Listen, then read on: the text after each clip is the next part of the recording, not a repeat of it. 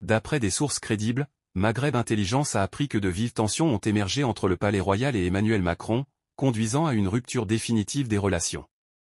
Les observateurs français ont récemment pris conscience de cette réalité à la suite du séisme d'Al Haouz. Mohamed VI a exprimé son désintérêt total envers le président français.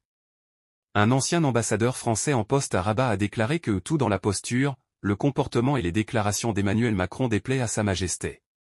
Cette situation tendue est le résultat de divers facteurs, notamment les jeux doubles, les maladresses et le manque de clairvoyance géostratégique dont a fait preuve Emmanuel Macron à l'égard du Maroc. Depuis son accession à la présidence de la France, Macron a accumulé les faux pas envers le royaume. Il s'est aligné diplomatiquement sur l'Algérie, a ignoré les sollicitations marocaines concernant le dossier du Sahara, contrairement aux États-Unis et à l'Espagne, et a mené une véritable campagne hostile contre le Maroc au sein des institutions européennes.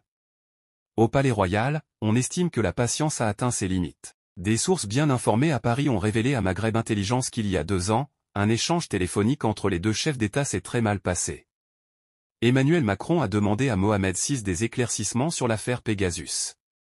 Le roi a affirmé son innocence en tant que monarque, mais la réponse d'Emmanuel Macron a été perçue comme cavalière et indigne d'un chef d'État.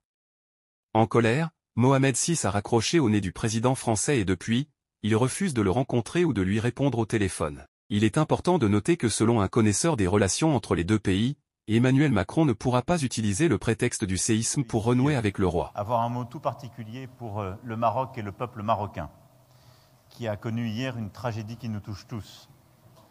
L'ensemble du G20 a affirmé sa solidarité.